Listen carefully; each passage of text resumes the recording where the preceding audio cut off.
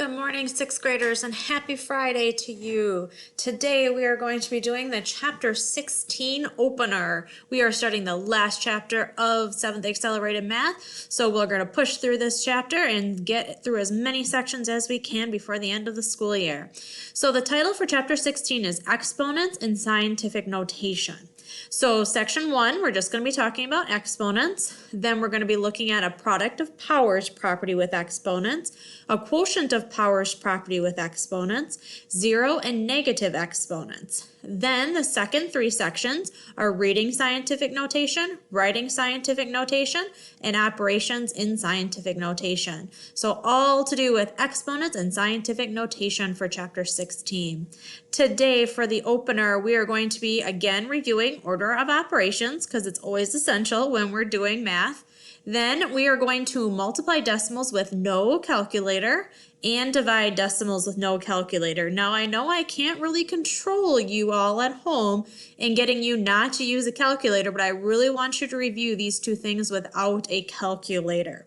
For example, when you take standardized tests, a lot of times the questions that they will have you do without a calculator will be multiplying and dividing decimals. So we really want to make sure we know how to do those problems without the use of a calculator.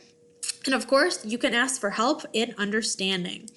So up first, targeting, I can use the order of operations. Remember, the new acronym that we use for order of operations is GEMS. G stands for grouping, so solve inside grouping symbols first. E stands for exponent, so evaluate exponents next. M stands for multiply or divide from left to right.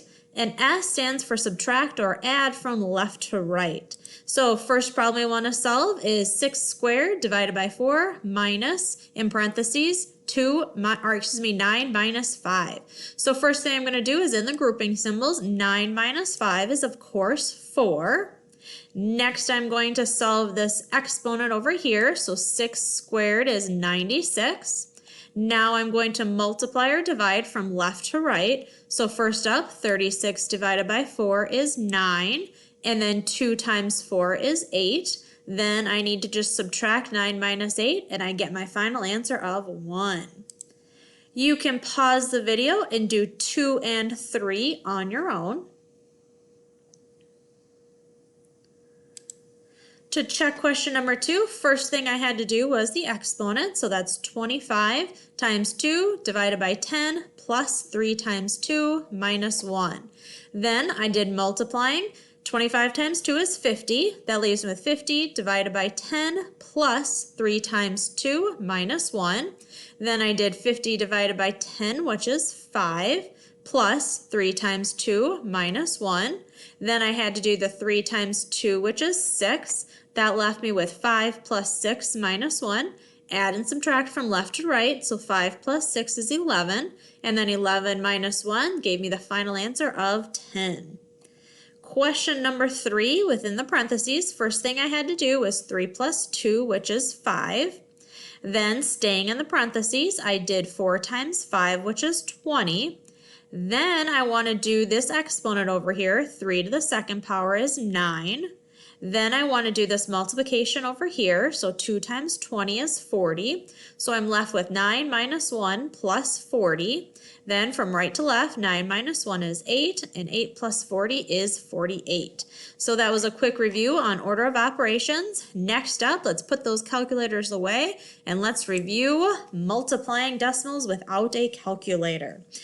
So what you need to do is line up your numbers, 2.1 times 0.35. Now, of course, you could have 0.35 on the top and 2.1 on the bottom. Doesn't make a difference because multiplication follows the commutative property, and you can have them out of order and it will still work. So then 5 times 1 is, of course, 5, and 5 times 2 is 10. Now I put a 0 here because now I'm multiplying 3 times 1 is 3, and 3 times 2 is 6. Now I add these 2 layers together. That gives me 5, 3, and 1 plus 6 is 7. Now the last part. I count how many decimal places there are up here. There's 1 here, and there's 2 there, so I need to move my decimal 3 total places. 1, 2. 0.23. So that leaves me with the answer of 0.735 as the decimal answer to this problem. Hopefully that's bringing back how you do this multiplication without a calculator. What I would like you to do now is pause the video and solve each of these ones on your own without a calculator.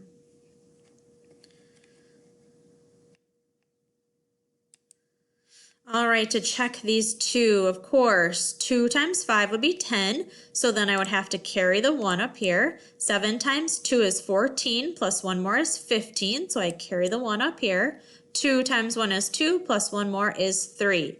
There's 2 decimal places here and 1 here, so I had to move the decimal 3 total places, and that left me with an answer of 0.35. Now, of course, you could have the 0 on the end here, but you don't really need to have that 0 on the end, but it is helpful if you put 0.35 because that way I can tell where the decimal is, and I don't think you wrote down just the answer of 35 and forgot about the decimal because that is an important part of multiplying decimals.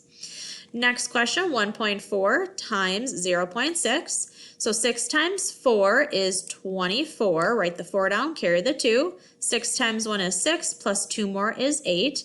There's 1 decimal place here, 1 here, so I move it over a total of 2 places. That gives me the answer of 0.84. This one was already lined up for me, so I made it a little bit easier. 3 times 3 is 9. 3 times 0 is 0. 3 times 7 is 21. Put a 0 down. 4 times 3 is 12, so I carry the 1. 4 times 0 is 0, plus 1 is 1. And then 4 times 7 would be 28. Then I add this layer together. That's 9, 2, 2, 10. Carry the 1. 2 plus 1 is 3. 2 decimal places here, 1 here, so I move it over a total of 3 places. That gives me the answer of 30.229. Last one, 2 times 4 is 8. 2 times 9 is 18, so I carry the 1. 8 times 2 is 16, plus 1 more is 17. Again, carry the 1. 2 times 0 is 0, plus 1 is 1. I have 3 decimal places here, 1 here, so I had to move it over a total of 4 places. That gives me my final answer of 0.1788. Next up, dividing decimals without a calculator, otherwise known as long division. And actually in algebra, you will be using long division. So don't think that, oh, I don't really need to know it because I don't really need to divide decimals without a calculator ever in my life. But you will actually use long division when you're working in algebra next year. So first thing I always remember is 1.08 goes inside the house, 0.9 stays out. Now, because the 0.9 is a decimal, I have to first move my decimal over 1 place to get rid of it there, and then move it over 1 place in there, and then I bring it right up there to write it in my answer. So now I'm dividing 10.8 divided by 9. So how many times can 9 go into 10? Well, it can go on 1 time, so write a 1 there, 9 there, and I subtract. 10 minus 9 is 1, and I bring down this 8. Now, 9 can go into 18 2 times. That is 18, so I subtract 18, and that leaves me with 0 as my remainder. So my answer for this one would be 1.2 as my answer. Make sure you're definitely placing the decimal where you need to place it, because if you tell me the answer is 12, that's not going to be the right answer because the correct answer is 1.2. Please pause the video and try answering these 4 on your own.